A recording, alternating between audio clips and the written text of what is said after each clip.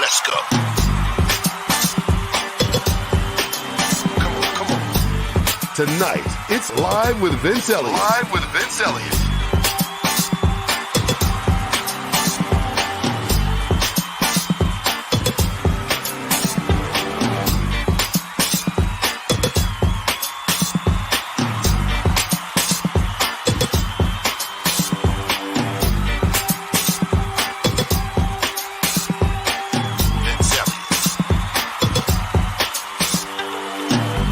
Tonight on Live with Vince Elliott, it's millennial political commentator Quentin R. Giles. Giving you the latest on the Chauvin trial. And keeping the show on track, co-host Erica Mack. Erica Mack. Who's the Mac? Let's get it.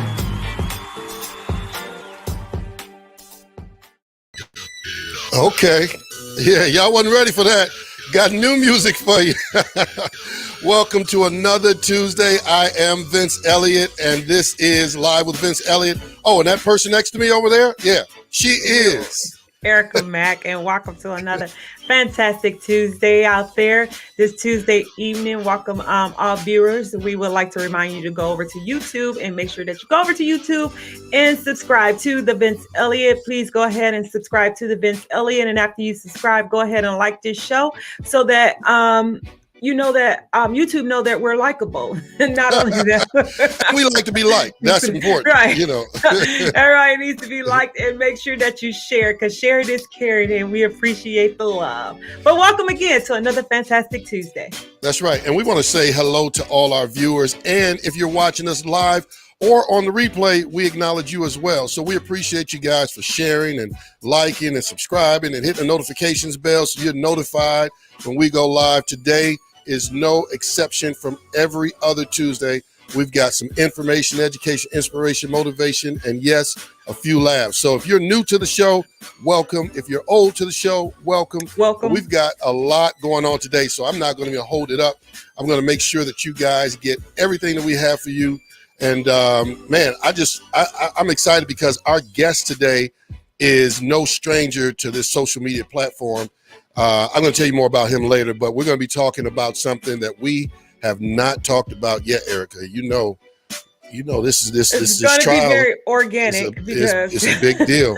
This trial is a big deal, so we got to talk about it. They say it's a big deal, so It'll be a very organic conversation that I'm excited to take part of. Yeah. In the meantime, let me find out about you. I mean, I ain't seen to talk to you since last week, Erica. What's going on? Right. That is right. Nothing too extreme or different has changed. But if I could tell you, if you ever saw somebody like had a kitchen sink thrown at them, I feel like that's my life right now. It's just like, oh yeah, right. Okay. I see you, devil. Get out of here. Oh my goodness. So yeah. He's always busy. Busy, but hey, the greatest part is being an overcomer. So always look forward to that and having all those victorious stories to share. So now, any of that didn't have anything to do with bowling, did it? No, Oh, no, okay. All right. Okay. nothing to do with bowling. Bowling was great. So that was great. We had a great time this past weekend. Kind of Cool. took it slow because I was just getting back into it after being down. So that was good. And this week that was going to be interesting. So. Okay. We'll hear about that next week then, I right, guess. because we're bowling the number one team this week, and that's going to be like super interesting. Like, Oh, wow. Of course, everybody's buying at me because of what I bowl, but bowling the number one team, so it's going to be interesting. So yeah, I might have to come check y'all out. Well, hey, listen, see how that goes. my week was very exciting because I accomplished a major milestone. As I may have mentioned to you guys, I am producing a television show. Can't tell you much about it, but I am producing a television docu-series, and I completed a major milestone in that. And so I'll give you guys updates and more detailed information when that time comes. In the meantime, Erica, that's exciting. What is it that I wanted to tell the viewers? Oh, yeah, we want the viewers to let us know where you're watching from. That's what it is. I want you guys to chime in, start giving your comments and your questions when our guest comes on. He's going to have a lot of information. So don't forget to give your comments and your questions, and then also let us know where you are watching from. So in the meantime, without further ado, I believe it's time for In Other News. And now for news you may or may not be able to use. News other than Trump, COVID, or civil unrest. It's In Other News. Live from one of our remote studios, it's news anchor Erica Mack. Hey, welcome back. We're back here again. Now look, it's like you go through that and then you're like, it's you again. You're at a remote. Listen, right. you can't blow your cover. You're in a remote studio somewhere. I get myself together. No, it was really great. So, high school senior invents color changing saturates that detects infections, and this is so fabulous. I'm so excited for her. This high school senior out of Iowa has created a saturator, and if you don't know what a saturator is, it's basically just a stitch. The stitches that you get after any type of cut or anything. So, of course we knew that. Yeah. Right. Yeah. She's not a suture. It's I say sutures, but it's sutures. Oh, okay. You can say that. You throwing me off. And it is just my and so she invented way I something that was stuff that. So she invented these new stitches that will change colors if an infection happens. And a great part about that is a lot of times that, we get infections and we don't necessarily know that we have them. And so she created these stitches that would let you know, like they would change colors if you have an infection. So it helps the doctors to know, or you to know, to tell the doctor, hey, something's going on in my body right now, because the stitch has changed colors. And so she's right now working on getting it patented to be able to be used. And she's been investigating this and doing the research and all of this for over a year. It's very uplifting and promising. She's an African-American 17-year-old senior out of Iowa who she don't even want to be a doctor or anything in the medical field. But I was about to say, where's her medical experience? How did she come up with this? Just in her science class. And so, wow. In her science class, and just studying and, just having the brains and the fortitude to think outside of the box and to use her brain. So I really, she looked at pH and understanding the body, how pH balance works and how it works in the body. And so for her science project, the reason is so renowned right now is because she has made the science talent search. She's in the top 40 of the science talent talent search. There you go. That was a talent search, right? So in the nation, so it's a very prestigious math and science competition that she's involved in, and so she's in the top 40, and that's pretty cool considering that it's thousands upon thousands of kids that, enter into these types of things. And so for her to be in the top 40 and that her invention is really looking on the upward swing, I'm so excited for her, and definitely hope that these make it to the market to be able to assist patients, because a lot of people do pass away. They die because of infection that sets in, and they didn't know, or they found out too late. So yeah. Well, shout out to her. I mean, that's pretty impressive. I mean, I'm trying to figure out what I did with my life when I was 17. Yeah. I wasn't trying to invent anything. Me either. I was just playing basketball and working. Playing basketball and chasing the girls. That's all I was concerned about. Well, ladies and gentlemen, we are about to move into the more exciting part of the show. All of our show is exciting. I just want to shout out to our viewers. What's up to Cousin Joyce? What's up to Patricia and all of you who are tuning in, coming over from the Q's show? We want to welcome all of his followers, his fans, his viewers. Thank you for joining Live with Vince Elliott. I am Vince Elliott, and she is Erica Mack. Erica Mack. This is Live with Vince Elliott. We're going to come right back after this very, very brief break, and we are going to introduce our guest for the night. And I'm going to tell you all about him. His name is Quentin R. Giles, welcoming all of his viewers who are coming over and joining us. We appreciate you guys coming over, and we are excited to have you here. So if you're watching this on the replay, we're excited to have you as well. We're going to come right back. We're going to take a very brief break, and we'll introduce our guest. Thank you.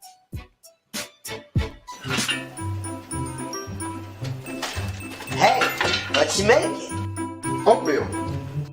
Oatmeal, my favorite. Oh, yeah. What you putting in there? Put in a little butter. And some sugar. And I chopped up some apples. And some sugar. And a little cinnamon. And just a little bit of maple flavor. And some sugar. And just a little hit of sugar. Yes. Sugar. Give it to me. Sugar. Come on. More sugar. Come on. What, that's it? That's all the sugar you're gonna add? That's all I need. I need more. In fact, that's probably more than enough. Oh, come on. Hey, you're gonna get what I give you. Give it to me. I want it. Will Vince give in to Lil V and add more sugar? Hey everybody, Vince Elliott saying thank you for tuning in. Real quick, I wanted to invite you to become partners with us and contribute to our success. Our success is your success. One way that you can do that is by subscribing to our YouTube page, The Vince Elliott. Click on the notification so that you are notified when we go live or upload new content. Secondly, please share this broadcast with your family, friends, contacts, Craig and them, Cud and them, share with everybody. Lastly, you can contribute to the success of the broadcast with a financial contribution of only $1.25 a week, $5 a month, or $60 contribution for the year by using the Cash App information that's on the screen, $ Live with Vince Elliott. So thank you for helping us to bring information, education, inspiration, motivation, and yes, a few laughs to the world. Oh. Thank you.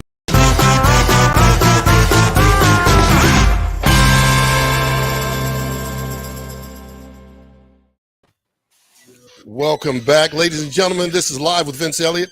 I'm Vince Elliott, and she is, of course, Erica Mack, and we welcome you to the show. Yeah, she loves talking in third person. Well, listen, if you just joined us for the first time, we know there's a lot of you who are just joining us for the first time, and you saw that little clip when we first went to break, and you're like, what in the world is going on? Well, real quick, I'll just share with you, that is my alter ego, Lil V. He is that voice inside my head, like everybody has in their head, that's always trying to get you to make bad decisions. So in this particular episode, he wanted more sugar, and he's always trying to get me to eat more sugar, don't diet and exercise, cuss people out, all those things that I would never do, of course. But hey, listen, everybody has that little voice. And so that's mine, Lil V. He's on the show periodically trying to do with his shenanigans. In the meantime, I don't want to waste any more time. Shout out to all these wonderful folks who are joining us from the Q Show. You guys are amazing. We want to acknowledge you guys today. In the meantime, I'm going to tell you a little bit about my guest that's coming up, and then I'm going to play a little clip for you. So if you're not familiar with him, then you'll know exactly what he does. So without further ado, Quentin R. Giles is a charismatic millennial political commentator who has been featured on NBC LX, TV One's Sister Circle Live, and CBS affiliate WUSA 9's Great Day Washington. His mission is to engage Gen Z and millennials in the American political process by disseminating information in a fun, entertaining, and reliable way. He is also an author and self-published his breakout selling book, Listen Niece, a 30-day self-reflection designed to live your best life in Christ. By trade, Quentin is a licensed master social worker and has decided to use his degrees in an unconventional way by entering into politics and authorship. And I can tell you, this guy is going to bring the energy. I'm going to show you just a little bit of clip about him being on other shows and a little bit about what he does. Let's take a look. I've always had a passion for helping people and kind of breaking down constructs and making it easy to understand. Thank you. And so with politics, it's so important that we're involved, and it's so important that we know what's going on because it affects every part of our lives. Yes. And so I take that education and that way of talking to people and just break it down and make it easy and fun to understand. We have entertaining political roundup, Instagram star, political blogger, Q with the Q, Quentin Giles. People and millennials in particular want authenticity, and we want to know that you stand for something. Policies and procedures are okay, but we want to know, where do you stand? And so I think the more that politicians stop trying to be politicians and be people, then that will engage voters. Yeah. That's true. Well, there it is. He is the man, not the myth, but the legend. Ladies and gentlemen, without further ado, please welcome to Live with Vince Elliott, the one, the only Quentin R. Giles. I'm just substituting for all of those fans that are over here watching you, man. Welcome to the show. It's a pleasure to have you. I'm going to give you the mic and let you say whatever it is you want to say to the viewers. No, thank you. You give me too much in the intro. I'm just a mere man. That is it. He is mere mortal. A mere mortal, only but a vapor. Only a vapor. Well, I tell you what, man, I've had an opportunity. So let me just give a little background on how I got to know who you were. I was introduced to you by my wife, who watches you on TikTok, and she was like, "Oh man, Quentin Giles." As her husband, I'm like, who is Quentin Giles? You're talking a little bit too much about Quentin Giles. No, right. I'm not a jealous man, but I'm telling you, man, when I started watching, I was like, okay, yeah, this man is definitely about giving you information in an entertaining way, very informative, very energetic, and I love the show, man. Thank you. I really shout out to you and your wife. Thank you. I appreciate that. And it's what I love to do. It really is what I love to do. And I think it's important that people know what's going on. And we just cut through the fluff and just get, straight to it. And we have a few key-keys on the way. Well, I love it. Keys are important. Key-keys are important. Correct. That's how people remember. Exactly. Well, today with honey. Today, we're talking about something that has been all over the news, all over social media. You can't avoid it. You got to talk about this trial that's happening with Derek Chauvin, if I'm saying his name right. I've heard it pronounced a few different ways, but let's just dive right in, man. What in the world? I mean, where do you want to start from, man? Tell us what's happening. Who knows, right? It's day seven of the trial today. And what we're seeing is really the prosecution trying to lay out their case, right? Last week, the first week of the trial, it was, I would say, almost an emotional wreck because you got eyewitness testimony, witnesses that were on the stand. You had lots of witnesses break down. These were bystanders who saw George Floyd lose his life that day. And so you see people like literally breaking down on the stand, the judge having to like pause the show, excuse the jury, like give these people a moment to recoup themselves and push forward with their testimony. You also saw the defense last week, and let me say this is a purely analytical perspective. You saw the defense try to chop that down, and so you saw the defense try to insinuate that the reason that the officers could not provide aid to George Floyd was because the crowd was getting too angry, and we also saw an undertone of the angry black man. One could make an argument. This is analysis. I'll get to commentary in a minute. And now, one could make the argument that that's what the defense is supposed to do. Their job is to make sure their client goes home. So him using those racial undertones of the angry black man, or somehow that the crowd was so irate that the cops had to, make sure they kept themselves safe while keeping the suspect under control, is a valid argument for the sake of this court case. Now, commentary. I want that defense counsel to stop playing in my face. That's what I want. Because what you're doing is you're grasping at straws. Yeah. And boy, we all saw the video. We saw this man's knee on George Floyd's neck. No matter if he was snorting infinity stones and high on pixie dust. And when he stopped moving, you should have gotten up. Yeah. So it's so much going on. This week, we're seeing a lot more technical information. We saw the police chief come in. We've seen the police inspector come in. We've seen use of force officers and trainers come in and testify. All pretty much, I would say, for the most part, very damning to the defense and to Derek Chauvin. I've been saying it interchangeably as well, so you're messing it up. Very damning to him. But then at the same time, some of the testimony today kind of gave way for the defense to get inroads, because some of the defensive force trainers did, not saying they were on Derek Chauvin's side, but did make arguments or give testimony to the need for that specific type of use of force when someone is applying pressure on one's body. So we know the defense is going to take it and spin it. Again, analysis, as he should do for his client. Commentary, stop playing in my face. Mm-hmm. Wow. Yeah.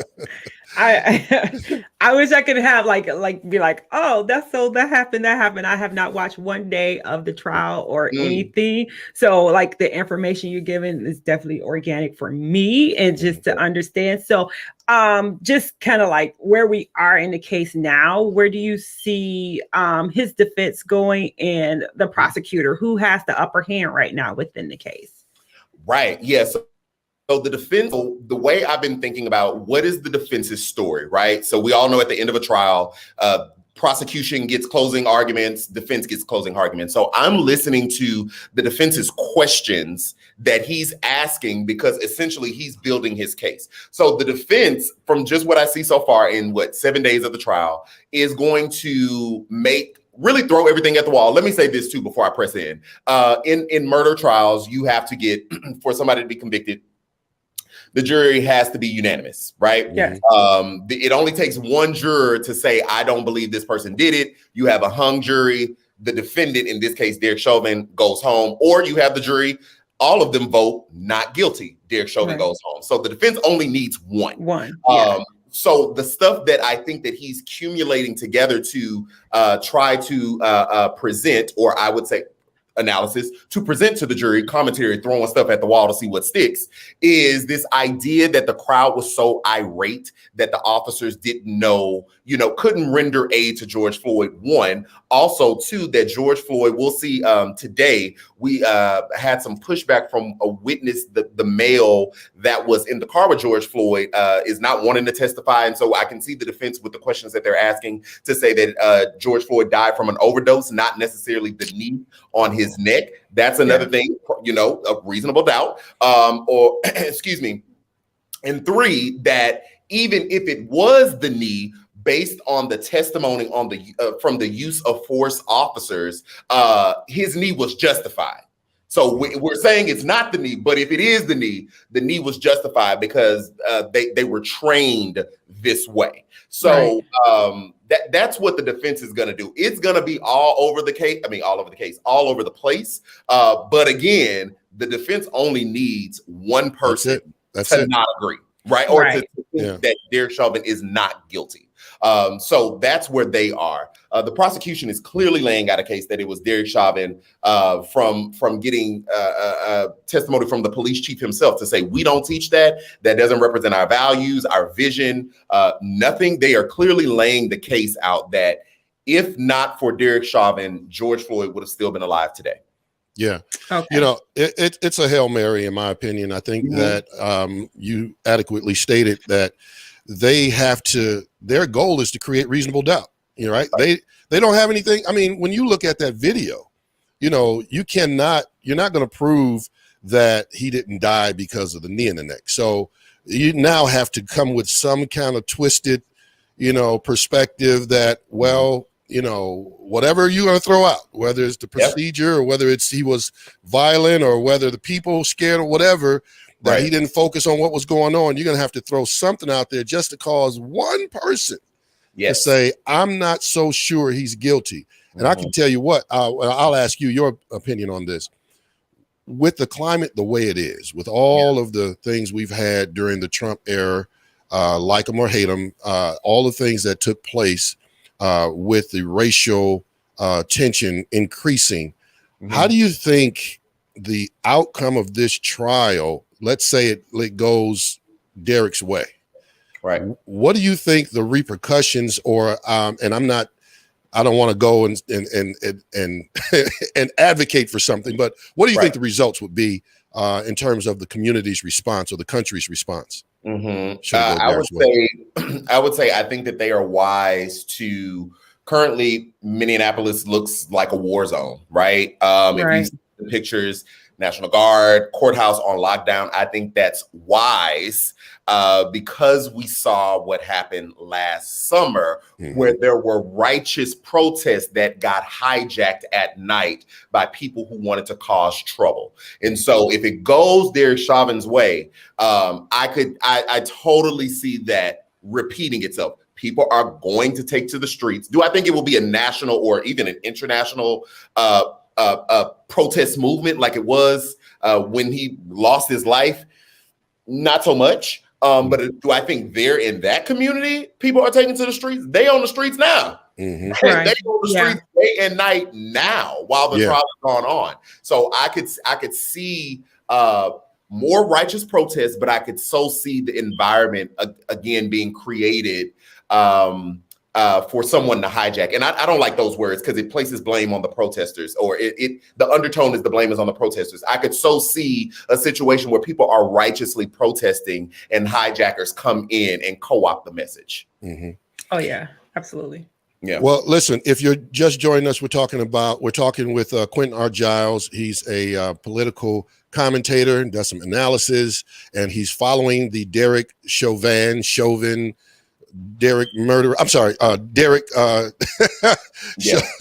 trial, and he's given us all the latest updates. We want your questions and your comments. You guys are being great, with your comments. We again welcome all of you who have come over from Quentin's what is it? YouTube, Instagram, TikTok. Crew. Yeah, he brought his crew with him. I appreciate it. Shout out to the crew, man. Huge crew. I like that. And listen, we definitely want your questions and everything. So we want to acknowledge those as well.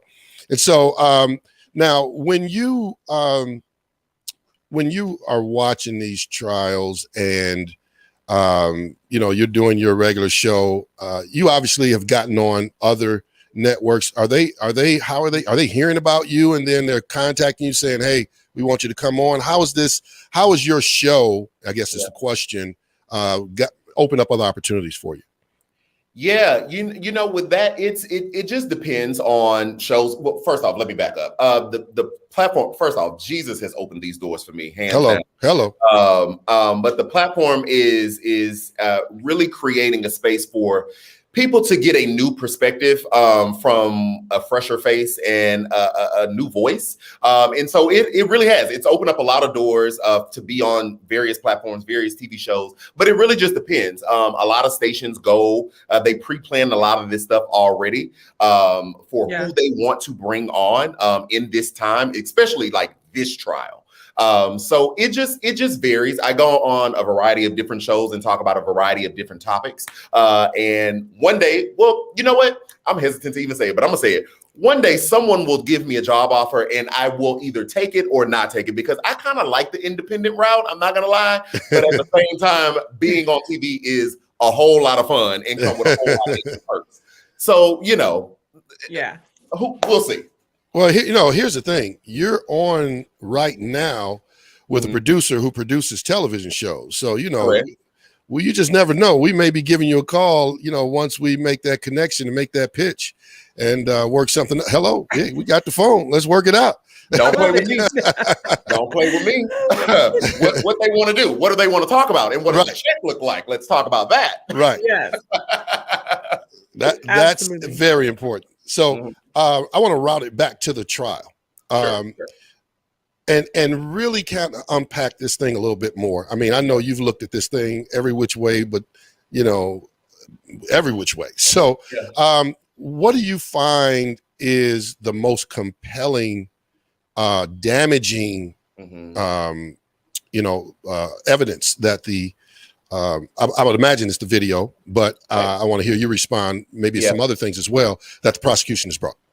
Well, so here's what I've noticed, and let me say this: I'm speaking as a man, but I think I think it's so interesting because I believe God knows all, and so He knew this thing was going to happen prior to. So let me just line up what I have noticed that is too much of a coincidence, and I'm not saying that George Floyd had to die, but the very first day we got testimony from a 911 dispatcher.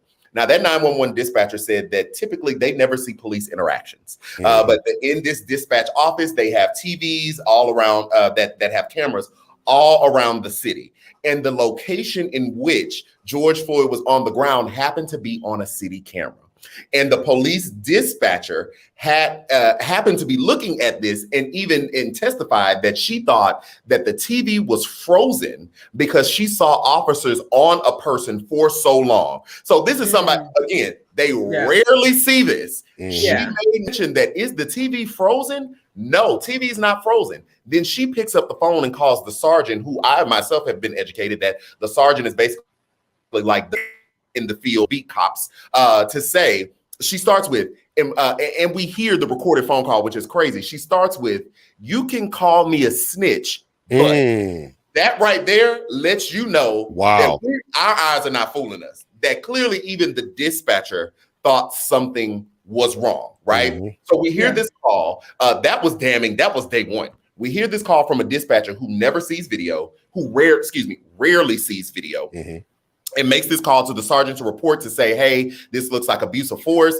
They've been on this guy for so long and they have not called to report it in, which was another educational moment. I didn't know that police were supposed to, call it in when they have to do certain things, like almost in live time when they get a chance. So her saying that, we're getting an education, right? Her saying that, and again, you can call me a snitch, is foundation. There's that. That's day one. Then we go on to Mr. Williams, who was the black male witness who we've heard in the video, who continues to say, he's not breathing, get off his neck. He shouts a couple of expletives at the cops, all of that. We've heard him. It's interesting to me, again, I'm talking as a mere man, but it is interesting to me that one of the witnesses that happened to walk up happened to be a proficient fighter trained in jiu-jitsu and other martial arts. And so although he was a witness, one could also call him an expert witness in the techniques of taking one down or closing one's airway, right? So when we hear him say in the video, this is what the prosecution is laying out as well, he's not breathing, you're choking him, get off of him. He's not only coming from just a layperson that we could all see as well. He's coming from a perspective of, I do this for a living. So I know that you are choking him. Okay, push in further. Prosecution still laying it out. Again, mere man, God, I see what you're doing. I see this moment. The other witness who walks up is a EMT. Now, all this is just too coincidental for me. EMT walks up, who's like, you need to check his pulse for, and I will give the officers leeway to say, okay, she wasn't dressed, she didn't have her badge on, so rightfully so, like, you just can't let anybody just walk up on your crime scene. I get that part. But the fact that she walked up and is telling you, hey, you do need to check his breathing. I'm an EMT. This is not right. This man is down on the ground. And she calls the police on the police. Mr. Williams called the police on the police because they both thought that they witnessed a murder as it happened. This is before we saw it, before it goes viral, before protests are in the streets. Everybody who saw it freaked out and reacted and called the appropriate authorities. So what I'm saying is that the way this thing has lined out, one, that is probably the most damning thing for Derek Chauvin, but I think I would be remiss if I didn't say to the audience at large, two, I'm not saying that George Floyd had to die, but if God knows all and knew that this thing was going to happen, how ironic that all these people in their various capacities lined up to witness this thing and to tell us this thing. And I believe on the other side of that, what are we going to do with this thing now that this has happened? So that's all I had to lay out. Wow, that was a mouthful. Lot, and that was great. Yeah. Yeah. So yeah, you can't make it up. No, you can't make that up. Yeah. Like, because I mean, under those circumstances, it's like for me, it's like, so how does one? I wouldn't want to be on the jury of this trial at all. Yeah, that's right. The first thing. I don't know. I like count me out. I'm out. Yeah. But the other thing is like, how do they, those policies that police that literally, help them walk. Right. And when we talk about qualified immunity, right. How does that work? Yeah. Things like that. So when you say that, it's like, wow, how can this stand up against qualified immunity? Exactly. And I mean, really, qualified immunity should be stricken down. For those that don't know, we like to educate everybody. Qualified immunity basically protects police officers and political figures as well from actions while they're on the job, from being targeted by being pursued legally by the alleged victim. So if like the family sued and won that huge settlement, but they didn't sue Derek, they sued the city because Derek works for the city, but that qualified immunity shields him from that litigation. And so, yeah, one would say we should use this to strike down qualified immunity because it has clearly contributed to the environment and the culture in policing that says these types of behaviors are okay. Even going back to the dispatch, the fact that she had to tell the sergeant, you can call me a snitch, but the undertone of that is this is a culture. Absolutely. This is the thing that y'all do. And I know I'm not supposed to say anything, but this is not right. And I'm still saying it. Yeah. Great information, man. Great insight. I like Teresa Peters' comment. She says, I have seen subdued people eventually cuffed and sitting up on the side of the curbside. How did he miss that step? Yeah, it's amazing how some end up, getting cuffed and treated, and they might get some water, and then there's others who end up losing their lives. And ironically enough, there's a distinction between the two.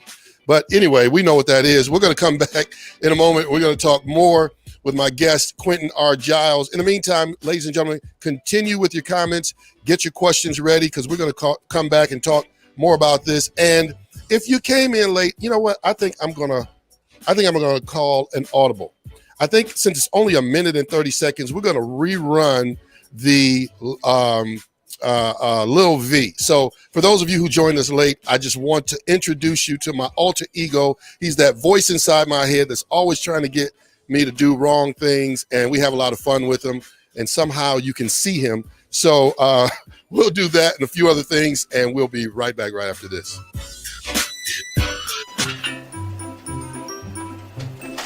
Hey, what you making? Oatmeal. Oatmeal, my favorite. Oh, yeah. What you putting in there? Put in a little butter. And some sugar. And I chopped up some apples. And some sugar. And a little cinnamon. And just a little bit of maple flavor. And some sugar. And just a little hit of sugar. Yes. Sugar. Give it to me. Sugar. Come on.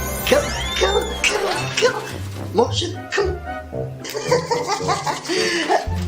What, that's it? That's all the sugar you're gonna add? That's all I need. I need more. In fact, that's probably more than enough. Oh, come on. Hey, you're gonna get what I give you. Give it to me. I want it.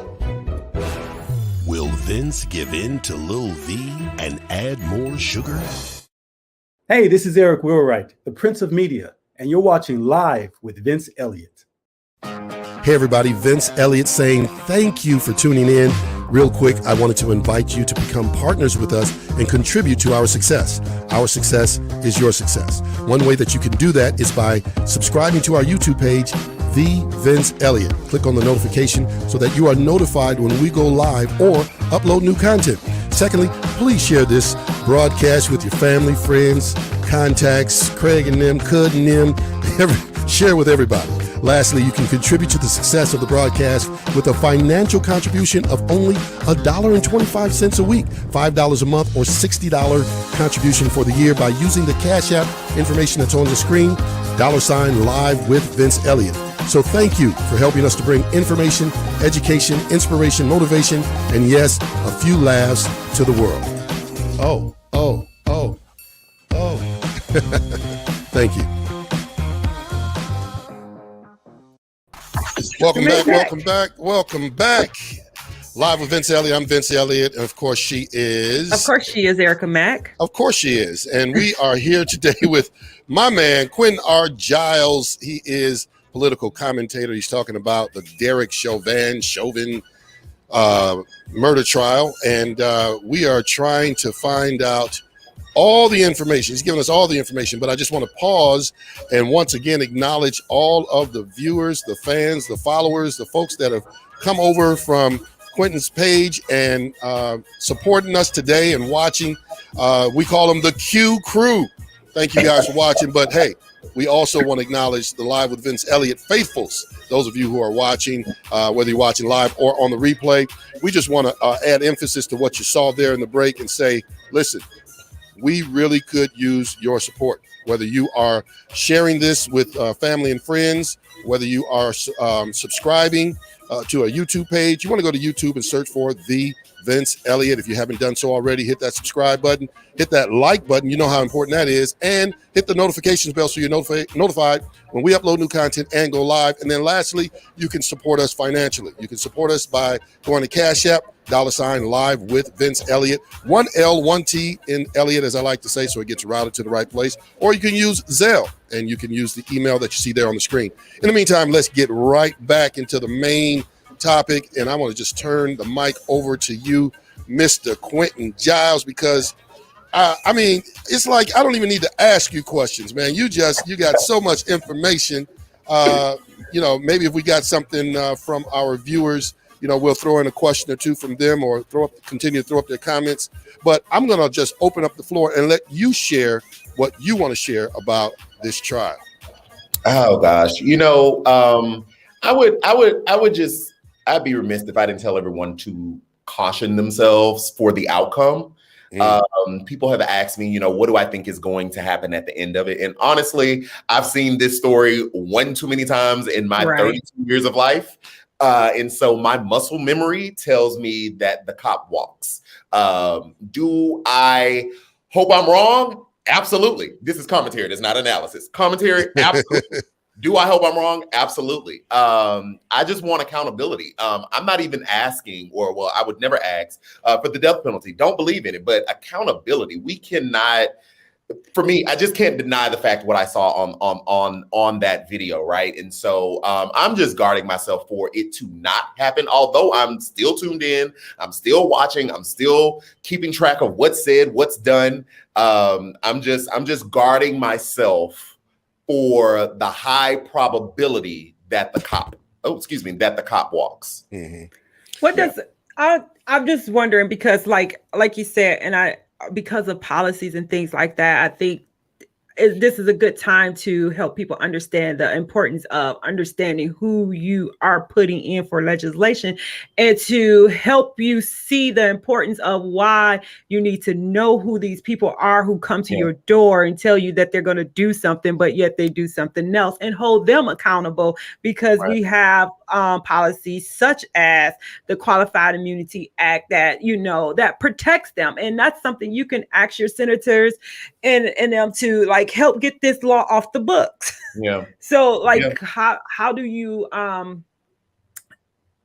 push people to understand that, and the importance, like, don't be mad necessarily at what just happened. It happened because of things like this that's holding it in place.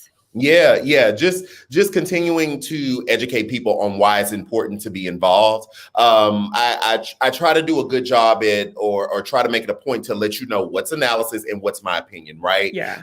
So my opinion might be, I'm voting for this person. I want you to vote for that person as well. But my analytical side of just like saying you need to be involved is because they make decisions like this. I mean, this is a major decision if you're talking, thankfully, the state is bringing charges, but you're talking about, you have the power to vote for prosecutors. Prosecutors have, or the district attorney, district attorneys in your area have discretionary decision-making abilities, meaning they can choose to or choose not to do something. Yeah. So when you have instances like this where there is clearly police misconduct, that person that you voted for who said they would stand up to that can go for it and prosecute said people. Or in another instance, if you have a loved one or a family member who may get caught up in drugs, that prosecutor decides, are we going to attempt to throw the book? Because of course you still have to go to trial and all these other things. Or are we going to put diversionary programs in place to where if it's a drug problem, we treat it as a drug problem, rehab, counseling, all those things. Again, not again, but okay, it's another step. If you out here distributing, that's a whole nother subject. You do the crime, you got to do time. But that's different, right? But you have the power to choose those people. You have the power to elect your president. You have the power to elect your senators. How we all living high off that $1,400 stimmy. I mean, that's a whole lot. But I mean, we voted. And I say we, whether you voted for a Democrat or Republican, the House and the Senate stands the way it is because we all voted and that's who won. So we, Americans, voted and we put certain people in positions of power that made that thing come to light. And if nothing else, if you don't care about any of that, the thing that drives me about being involved is whether I'm involved or not, they're involved with me because they get my tax dollars. My tax dollars fund a salary. My tax dollar funds the wars that they send our brothers and sisters in arms to. My tax dollars funds border walls. My tax dollars funds giving tax breaks to the rich. So y'all doing all kind of shenanigans with my money. I need to be involved. I need to say where my money is going. So that's my biggest selling point to really get people involved in the political process, because whether you want to or not, they're involved in your life. Yes. Well, the sad part that for me that I've recognized over these last 4 years is that there's so much divisiveness, that, and I'm not a pessimist or anything like that. But what I'm saying is that even with everybody getting involved, you're still going to have a large percentage of people who are voting for things. And I'm not saying, every way I think is right, and everything, I'm just saying people are voting for some ridiculous stuff, putting people in that should not be in any position of authority.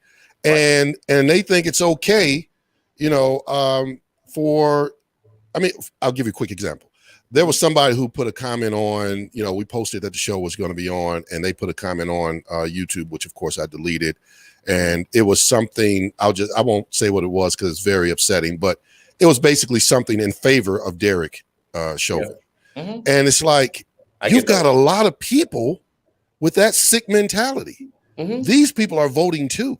Yes, they are. So that, I guess really what I should be saying is that makes it even more important Yes. that if you are against this foolishness, Yes. that you make sure you're voting for putting people in the right office locally, state, and all of those types of things as well. So yeah, Christina says, exercise the right to vote. If you have the privilege as voting, voting is not granted to all Americans, people have to vote for change. Absolutely. Right. Absolutely. So I want to kind of transition unless Erica has a question. Well, no, I just Go ahead. the only thing I was just going to comment on is like, I guess here we have to look at, we see it as he intentionally did it, but how, you know, when we're talking about the defense, you know, I think their uses do they will sell it as, was this an intentional murdering? You know, because that's and I think our approach of it is like that. But when you're in something, so this is heavy, that's got a whole lot of, you know, whole lot of stuff and things against it and for it, how do you, you know, as a juror, just like a lay, just sitting back watching, can you like really say, oh, this wasn't intentional, this was intentional? I mean, so, you know, separating that and being able to make that decision. And let me tag on to the end of that. Yeah. If you can answer this question for me, because I too have not been following the trial, nowhere close to have you. I haven't even watched the entire trial, day of trial. But what was his reaction after he realized that he wasn't responding? Because he never appeared to be checking on him to see if he was all right. What happened after he realized he wasn't responding? What was his reaction? Nothing. I mean, he stayed in position, put his hands in his pockets and leaned harder. Even when the paramedics came, still stayed there. They had to tell him, get up, you know? So that was his response. And even in the courtroom, I do think it's a tactic to not look disinterested, but it's also looking a little bit weird. He is writing ferociously. And I can't, obviously from the screen, can't tell what he's writing, but he is very engaged with what's going on. But he is writing ferociously with every witness. So I think it's a tactic to not look disengaged or to not look flippant at the situation, if you will. But it's a little weird. It is a little weird. It's a little weird. But I would say to the other question about, you know, how do you separate those two things? Well, the jury will have an opportunity because he's charged with third-degree murder and manslaughter. So if they don't think they murdered him, maybe they think he's guilty of manslaughter. Right. So that third degree, that's the interesting part, a part I left out, but I do want to circle back to, is that witness that no longer wants to testify, the young man that was in the car with George Floyd. He was supposed to testify for the defense, apparently, which I found shocking. But his lawyer came to court today and basically said that he does not have immunity from the prosecution or from the state. And if he was to testify, he potentially is opening up to himself to a third-degree murder charge. The B statute, Derek Chauvin, Chauvin is charged with the A statute in the third-degree murder trial in Minnesota. But he would be opening himself up to the B statute, which basically states if someone unintentionally provides, sells, barters, gives any type of illicit drugs that causes a death, they can be charged with third-degree murder. So now he's like, oh, no, I'm not trying to testify because I might, incriminate myself. So that's that. But to your point, to your question, the jury will have an opportunity to decide if Derek is guilty of murder or manslaughter or both. And what about the other guys, the other officers? Are any charges coming against them? Yeah, their court case is slated for later this year. I know for sure they're charged with manslaughter. I don't believe, and grain of salt with this one, I don't believe they're charged with murder, but I do believe that they're charged with manslaughter. But since you asked, I'm gonna find out, and I had to let the people know. Because it will be more or less like a accomplice like to the right. Yes. I think they're slated for like around August. They're slated for around August time. So I'll definitely be tapped into that. And then something else I researched today, which y'all didn't ask, but I'm gonna say the Kyle Rittenhouse case is slated for December. He came in my mind today. The protest surrounding George Floyd, the teenager who drove and killed, well, let me say allegedly killed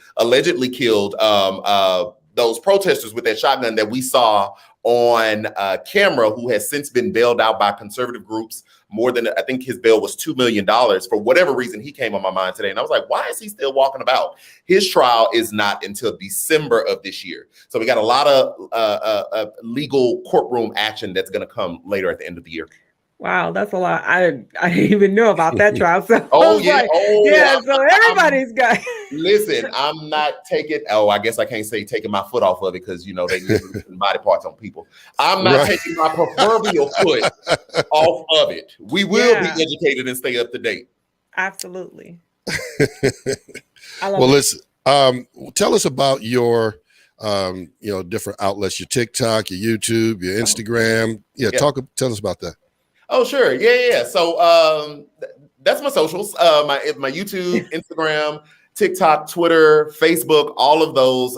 That is where I provide political commentary. All of them except YouTube, clump them together, is where I really just take a story or take a moment and explain it with under 60 seconds. Just because a lot of people don't want to sit down and watch longer style, content. They just want the good stuff, right? They just want to know what it is and move on. And so that has really even just developed into an art because originally my stuff was a lot longer, and I've just learned and focused on how to take all the fluff out of a story, give you the facts, depending on what I'm doing, providing analysis or providing commentary. Both will still have a bit of comedic relief and a lot of flair, pomp and circumstance, if you will. But you get the understanding of what's going on. And so on all of my socials, you can get that. It's the Q with Q. On YouTube, things are a little longer. I have interns that help me develop longer style content that's around so many different things. And so we just dropped one on who the Proud Boys are, one of the right-wing hate groups that stormed the Capitol January 6th. We have one that's coming up on the atrocities that women continue to go through. Shout out to my intern Katie, who's on that. And then we have a very interesting show or very interesting segment on my YouTube that's coming up. That is, I have a segment called Beneath the Surface, and we are actually talking about married couples that suffer with infertility, but from the male perspective, not the female perspective. Wow. So shout out to my intern, Kim, who's working on that story right now. So it's longer style on the YouTube, but every other place, it's like 60 seconds or less. Well, God bless the interns. I have one, Sydney V. Nash is in the building. She's intern, making it happen. Of course, I got a super duper producer in the background. Y'all don't see her. Her name is Deidre, and she's back there making everything happen, pushing all the buttons, turning the knobs. And listen, man, I just want to thank you once again for coming on the show, man, and giving us all the insight, the updated information, and letting us know what's really going on from your perspective, giving us the real, breaking it down with entertainment value. And again, thanking the Q crew. Shout out to them. And hopefully, since I only come on once a week, maybe they can come back and visit me again, and we thank all of you who are watching on the replay as well. So much information, and when I watch your TikTok, you might be in the car, you might be in the office, you might be, everywhere. You don't have no one location that you're doing things. Thank you, guys. I just appreciate your viewers so much, man. They are very loyal. They are so dope. I love them. Hopefully they're going to subscribe so they can subscribe to the Vince Elliott and check us out every Tuesday at 7:55 p.m. And we will have all types of things for you. We showed you a little bit today, but we talk about all types of topics. So it's not all political, and that's what I love about the diversity and what we do. Like I shared with you before, the sky is so big, I've never seen two birds collide.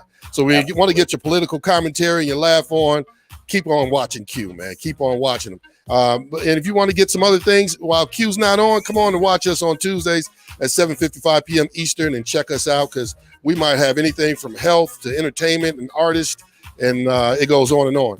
I'm going to give you the last word before Eric and I close it out, and then we're going to call it a wrap. I guess the biggest thing that just came to me is dissent, not disrespect, people.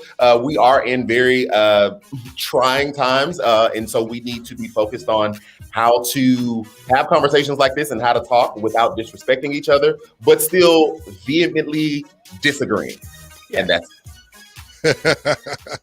Well, there it is. Hey, if you got a minute, please hang out backstage for us. We're going to close out the show, and then we'll debrief with you real quick. Ladies and gentlemen, that's our show. We want to thank you once again. I can't thank you guys enough because without you, we don't have a show. So we have a show, but nobody's watching. It's sort of like if a tree falls in the woods and nobody hears it, did it really fall? I mean, we don't know. So, yeah. Erica, what do you think? I mean, did we have another amazing guest or not?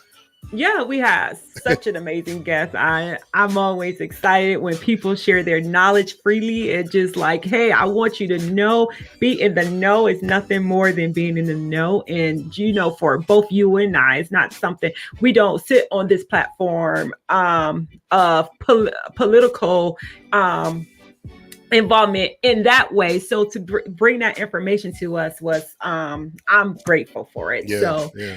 And just to have it, because I haven't, I don't watch the news or anything else. So if it's not a game show, I'm really not watching. You don't want to get that down in your spirit. I just don't. It messes with me emotionally and changes me as a person, so I don't do it. But thank you, Q, again, and to our Q's viewers for stepping over and joining us and giving us. And they're subscribing too. I'm looking in the comments. Yes, they're subscribing. Thank you guys. They're going to Vince Elliott. They're searching for it because we haven't gotten to the place where we can put our own unique URL in there. So you have to search for the Vince Elliott, and then you subscribe and hit the notifications bell. So we appreciate that. And then, of course, you know what I like to say. First of all, if you're going to contribute, Cash App or Zelle, do it now. If you do it now, then you won't forget. I've had several people say, "Oh, I'm going to support the show," and then they forget, and then I forgot. But do it now. Listen, if it's $5, we appreciate that. If it's $500 or $5,000, listen, we're not going to reject that. So you are more than welcome to do that. Yes, you can post this on Facebook. Yes. Absolutely. We're on Facebook. We're on YouTube. And we actually have a Facebook page called The Vince Elliott, I believe it is. Vince Elliott. Yeah. So we got that one. And then we've got, my personal page. It has it on there as well. So listen, go ahead and hit that Cash App now before you forget. No amount's too small. And what, Erica? No amount is too large. So, yeah, we appreciate whatever you guys are going to do. And join us next week at 7:55 p.m. Eastern. We'll see you right here. Same place, same time. Erica, what do you want to say to them before we go? Always remember, viewers, that we appreciate you. You are loved. But guess what? We're nothing without God. And this show is absolutely nothing without you. So don't forget to subscribe and join us again next Tuesday at 7:55. We appreciate you. We love you. Peace.